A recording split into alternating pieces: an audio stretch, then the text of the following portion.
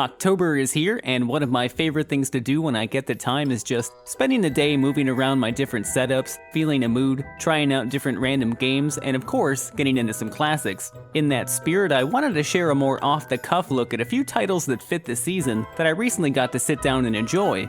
So, as Halloween creeps closer, here's some games that slay you may want to play.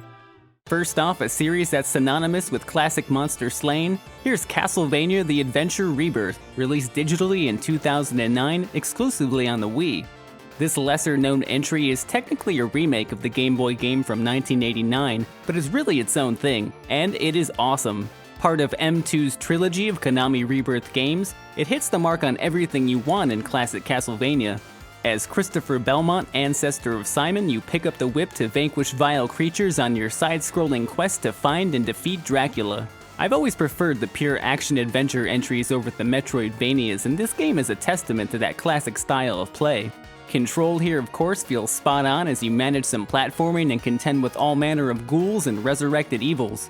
You can collect power-ups and secondary weapons to aid in your attempts to best Dracula's armies, and that's really all you need.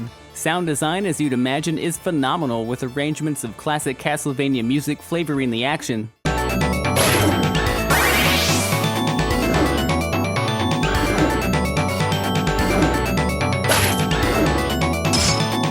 Difficulty also feels just right, as you always want to try again if you die, with levels that look the part and are just a lot of fun to play.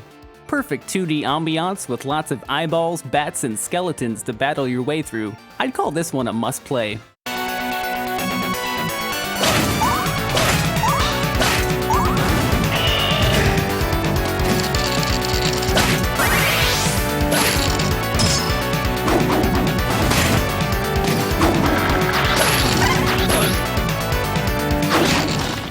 Moving over to some gothic horror on the 64, we have Nightmare Creatures for the Nintendo 64. Taking place in London in the year 1834, the streets run wild with beasts and the undead. A devil-worshipping cult has seen their experiments turn twisted, and you must select your character and take to the city to stop these hellish fiends by any means necessary. Playing out like a 3D adventure brawler, you'll make your way through the old world darkness, unlocking paths forward and dispatching grotesque monsters as they come. Melee is your main focus of attack, with an automatic lock-on system as enemies approach, and you'll find secondary weapons here as well. You can evade in different directions, and knowing when to lunge in or hold back will prove key to your progression. You have an adrenaline meter that fills with your kills, and you'll want to keep this up to survive. Kill as many as you can to clear out a level, and move on to the next. Sure, control can be clunky and there is some low-budget jank here, but there's fun to be had as well. The dark shadows, muddy textures, and hazy fog of the early 3D work in this aesthetic, with jagged-edge monstrosities coming at you in jittery, unnerving fashion. The mechanics and gameplay click given a little time, and I wanted to keep going the farther in I got. Horror games on the N64 are few, and Nightmare Creatures, I think, deserves a playthrough.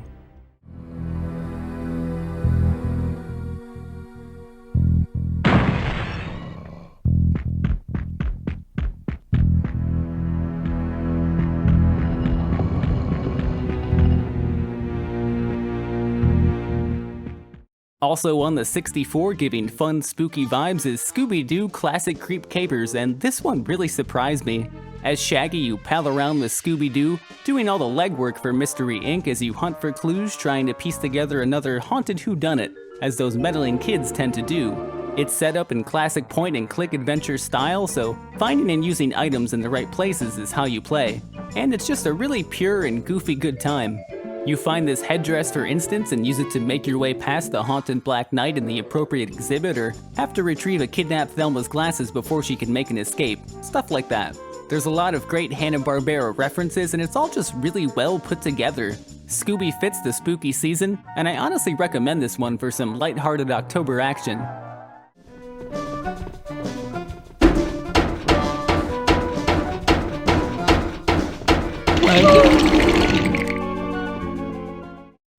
Look, Daniel, it's the key. This will remove the barrier between life and death. Moving back to the Wii, here we have House of the Dead 2 and 3 Return, and this disc is such a good time. Most people know House of the Dead from the arcades or Dreamcast, but this light gun shooter feels right at home on the Wii. Known for its perfect blend of ghoulish gunplay and outrageously bad voice acting. We're meeting G over there. What?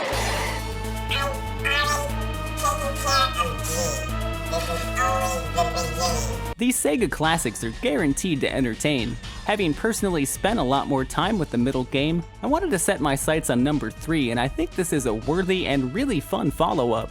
Starting out shotgun in hand, House of the Dead 3 sets you up feeling a little more powerful, which makes for a great pick-up and play experience.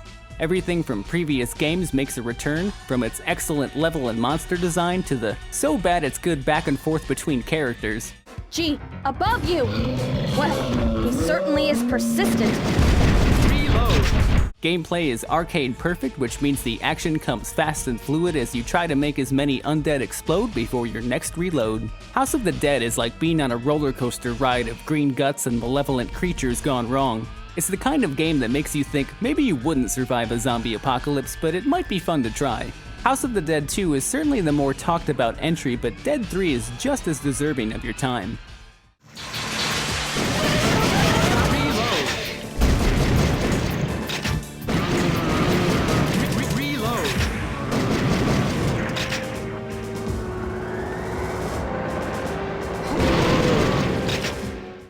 Moving over to one of my favorite systems of all time, I wanted to check out Alone in the Dark, the new nightmare for the Sega Dreamcast.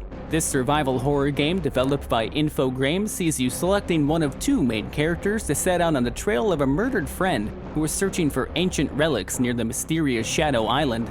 You set out in fixed camera fashion into the dark night, looking for paths forward and piecing together clues as to the goings-on of the eerie manor. Before long, things get supernatural as strange creatures manifest and the island becomes a haunting ground. Right away you'll notice the flashlight effects look amazing, and the developers crafted their own graphics engine to accomplish this. Light takes a significant part in gameplay, making this a kind of mix between Resident Evil and Alan Wake before that game came out.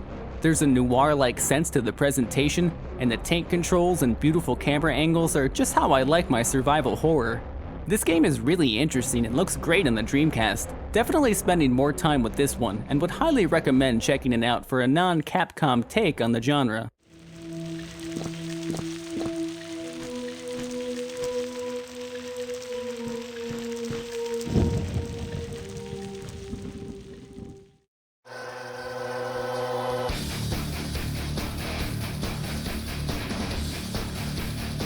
Sticking with the Dreamcast, it's time for Nightmare Creatures 2, released in 2000. After the first game, I was curious to give this follow-up a try, and here we get a much more stylized sequel that starts with a pretty rockin' intro sequence. Gameplay once again follows suit, but sees you starting out as a patient inside a dilapidated genetics hospital. You grab your axe and bust out to do battle with mutated nightmare creatures and make your way through a century later London. Focusing once again on lock-on combat with Lovecraftian horror monsters, Nightmare Creatures 2 offers up some fun additions, such as fatality moves you can unleash on weakened enemies, which comes with their very own awesome VMU display sequence. Sure, the jank is still there, but I have respect for what they're going for. They had some cool artistic ideas, did some world building, and just drop you in to massacre weird monsters in a simple arcade-like manner. I really like busting doors open with my axe and seeing what bizarre horror show is coming up next.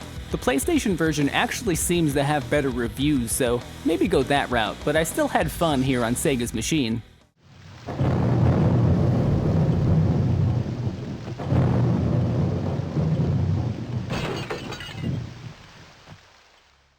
Last up on the Dream, we have Ill Bleed, developed by the appropriately named Crazy Games in 2001. This very unique game starts you out as a high school student giving a wild speech about how your family ran a traveling horror-themed caravan, and your father would test out terrifying amusement gags on you, clearly causing some serious drama. My mom couldn't stand how obsessed he'd gotten, so she thankfully divorced him when I was 6. Yet I had gotten attached to horror. You meet up with your wicked cool friend group who just got tickets to the new It Place to Be, Ill Bleed, a new horror amusement park offering cash prizes to anyone who can survive. You're not exactly feeling the vibe and politely decline, but after your friends go missing, it's up to you to head to the park and do some digging.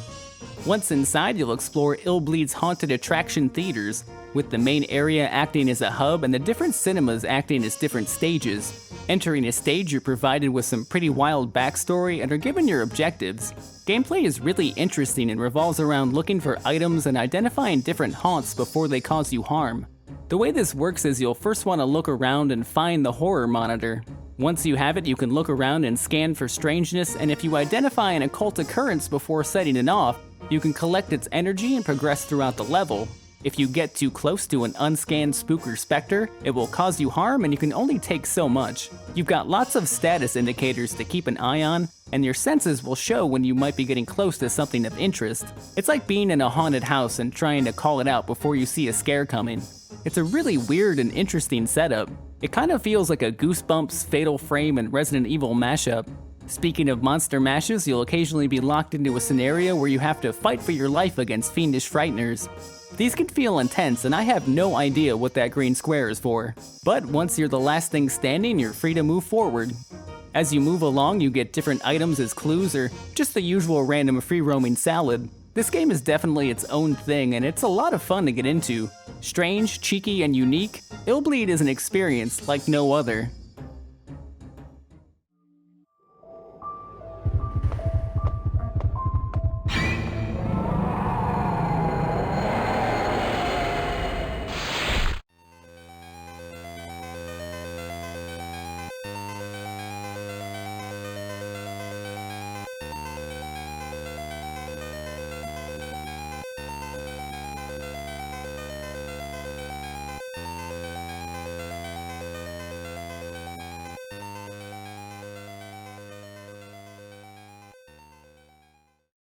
You never expect to die before your dreams come true.